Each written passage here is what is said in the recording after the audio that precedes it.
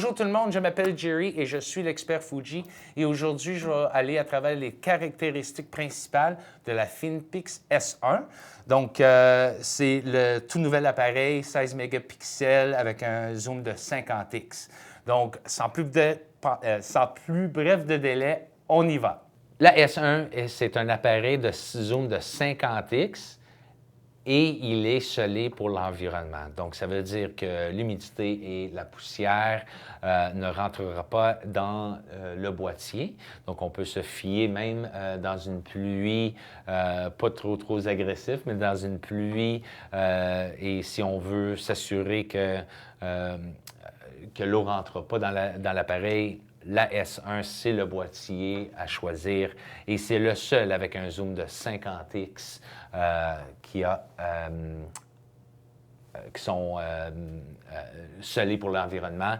Il a plus de 70 points qui sont scellés pour la poussière et ainsi que pour l'humidité. Et ça inclut l'objectif aussi. Donc, il y a un caoutchouc autour de l'objectif qui assure que l'eau et la poussière ne rentreront pas dans l'objectif, ainsi que les autres places autour des molettes de contrôle, les boutons, etc. sont tous scellés pour l'environnement. Donc aussi, avec un boîtier qui est scellé aussi avec un zoom optique de 50x. Donc, on a deux molettes pour contrôler l'objectif. Nous avons la molette principale ici et une molette secondaire sur le côté. Et même, on peut choisir la vitesse de l'objectif lui-même. Donc, ça veut dire que si on fait du vidéo, par exemple, et on veut s'assurer que le zoom est lent et un meilleur effet, là, à ce moment-là, on peut prendre avantage d'un zoom un petit peu plus ralenti. On a aussi le macro. Donc ici, le macro est ici. Donc, dans ce mode ici, en SR Auto, on est en mode automatique, donc ça va choisir le macro automatiquement. Si on va dans le mode de paix ou bien automatique, on voit qu'on a un petit peu plus de choix sur le macro ainsi que le super macro qui nous permet de se rapprocher aussi près qu'on veut, jusqu'à 1 cm. Donc, on peut vraiment se rapprocher.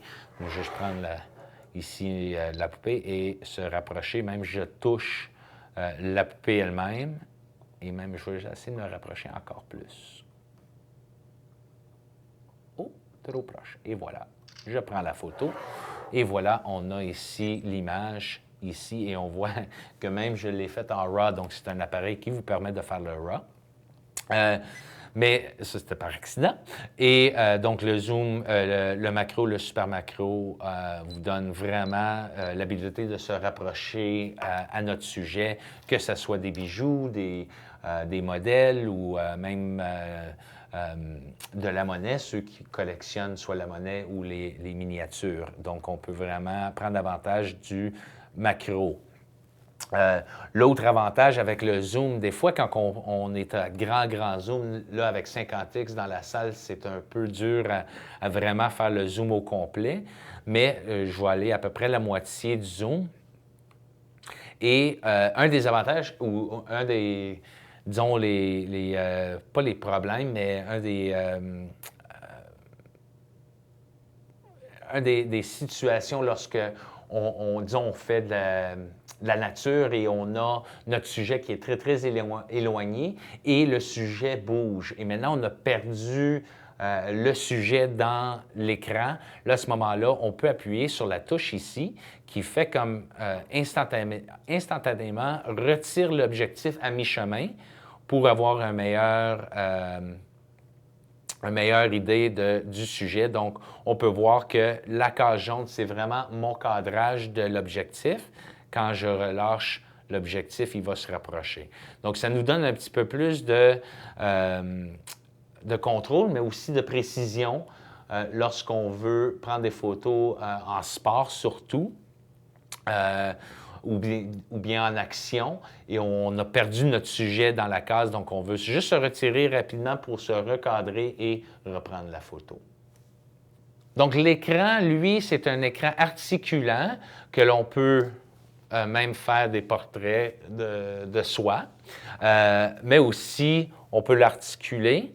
On peut faire des prises par-dessus la tête ou bien à la hauteur de la ceinture.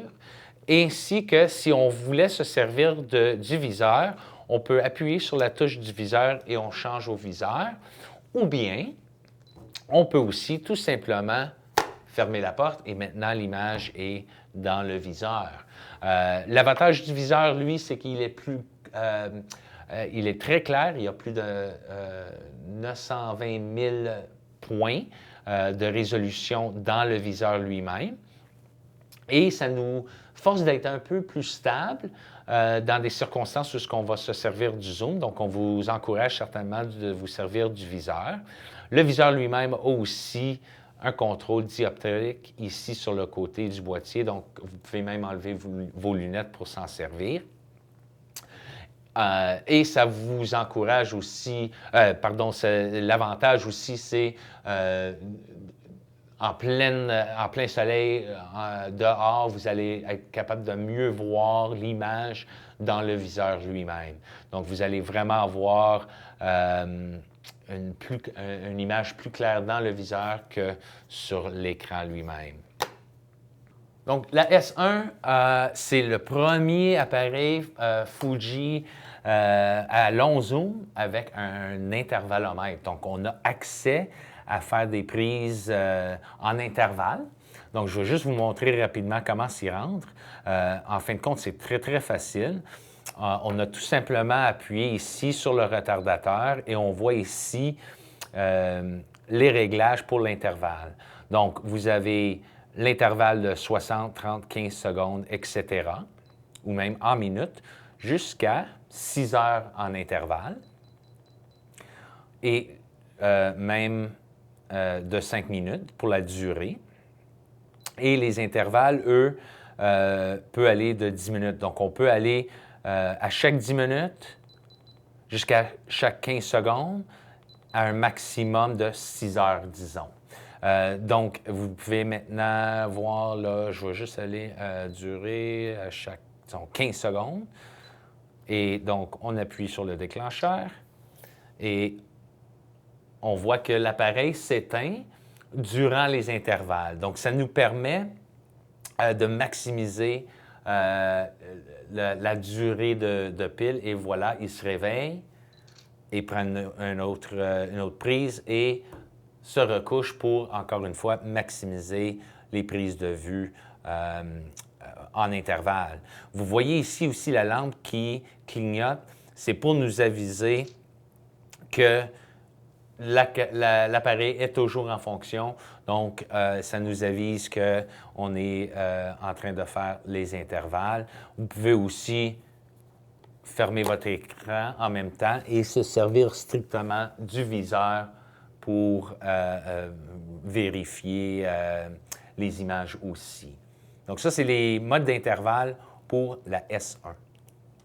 Donc, avec la S1, nous avons non seulement l'habilité de faire le transfert d'images de l'appareil sans fil à notre téléphone ou bien notre tablette, iOS ou Android est supporté. Nous pouvons aussi contrôler l'appareil. Donc, ici, j'ai l'interface ici qu'on a accès. On a accès au zoom. Donc, on peut se rapprocher et s'éloigner. On a aussi une deuxième, disons, choix pour le zoom. Donc, il est beaucoup plus rapide. Donc, on peut se rapprocher beaucoup plus rapidement. Pour prendre une photo, on a tout simplement à toucher le gros bouton rouge et elle prend la photo. Nous avons accès non seulement aux images, mais aux vidéos aussi. Et même concept avec le zoom. Et on peut aussi visionner les images que nous avons prises sur la carte mémoire en appuyant sur la touche de visionnement de photos.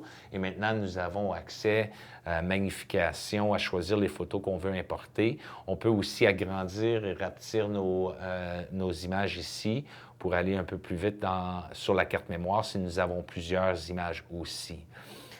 Et une fois qu'on choisit l'image qu'on veut, les images qu'on veut télécharger, on les choisit et ensuite on appuie sur « Importer » et toutes les images se trouvent sur votre téléphone. Donc là, à ce moment-là, vous pouvez faire les ajustements que vous désirez. Vous pouvez aussi juste tout simplement avoir accès aussi juste à une image à la fois, dépendant selon vos besoins. Donc, je vais juste me débrancher rapidement. Et maintenant, je vais rallumer l'appareil, appuyer sur la touche Wi-Fi.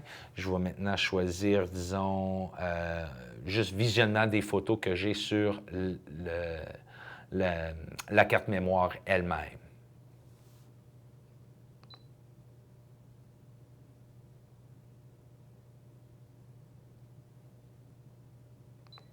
Et voilà.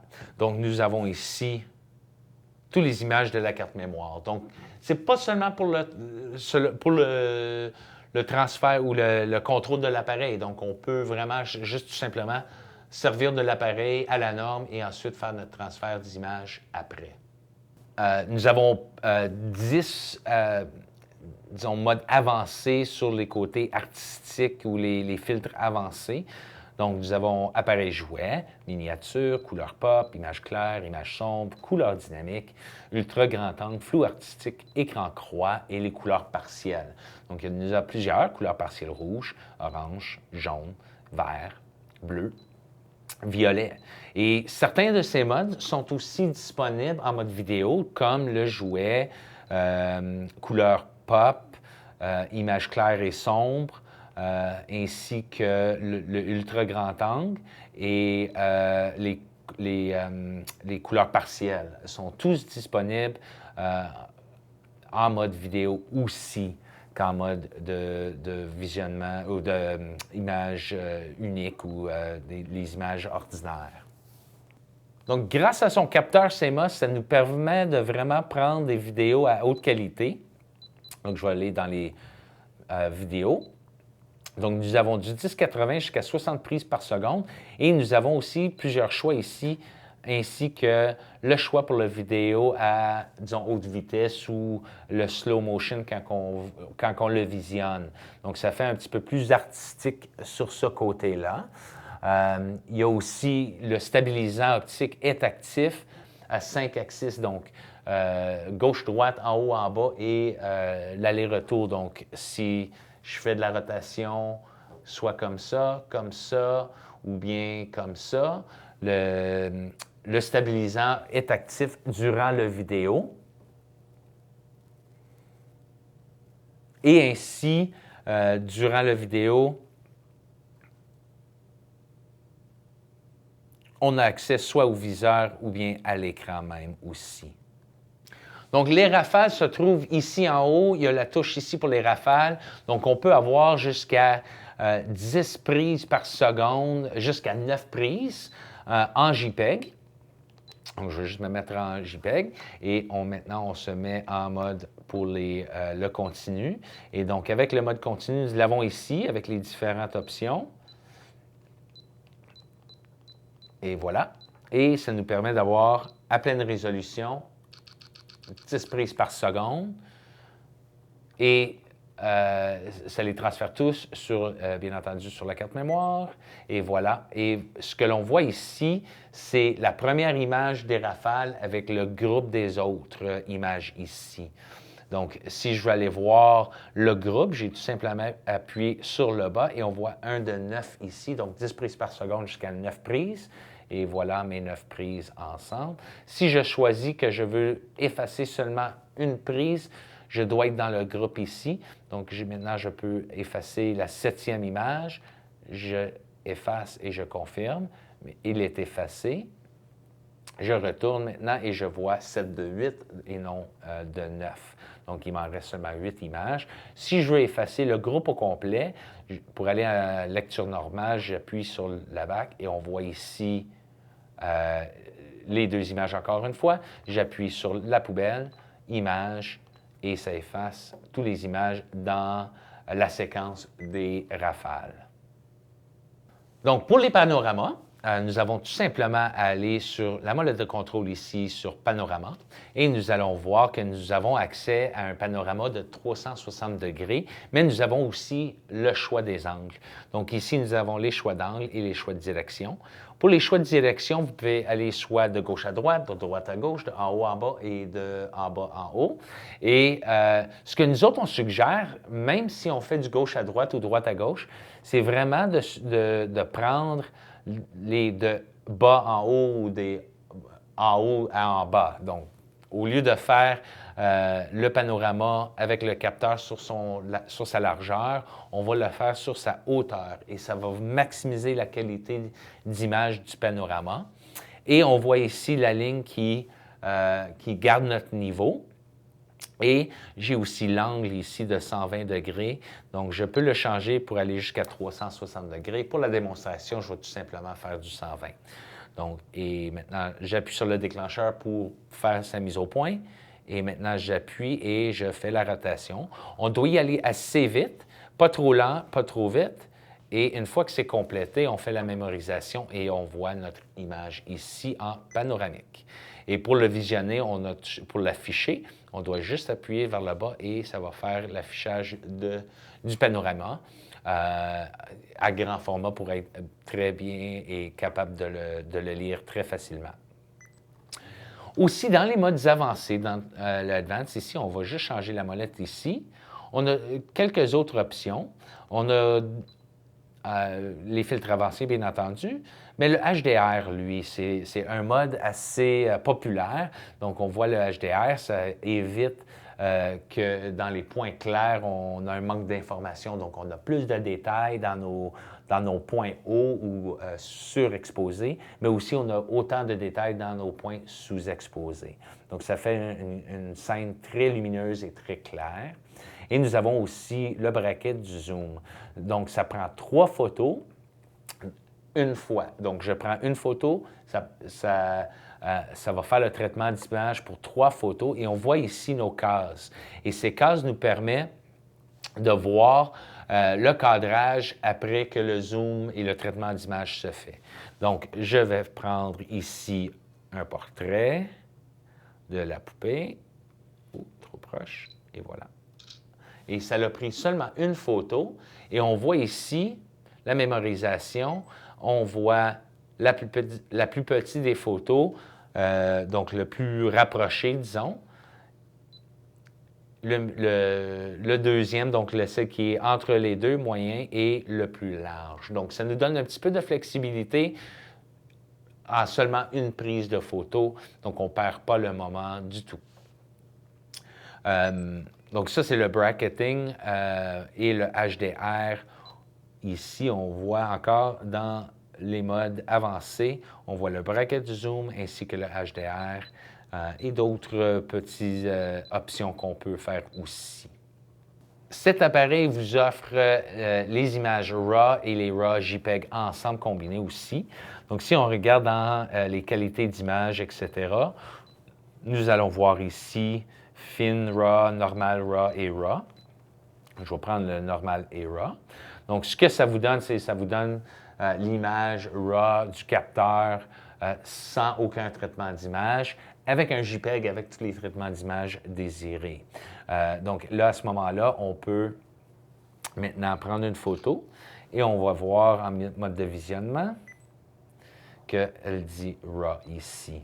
Donc, ça nous donne l'option d'avoir c'est comme avoir le négatif sur notre carte mémoire. Ça nous offre les meilleurs possibles de qualité ou le moins de perte d'informations sur l'image elle-même. Donc, ça vraiment vous offre la plus haute qualité que vous pouvez avoir avec la S1 dans ce cas ici ou avec n'importe quel appareil photo. Donc ça, c'est les caractéristiques principales de la S1.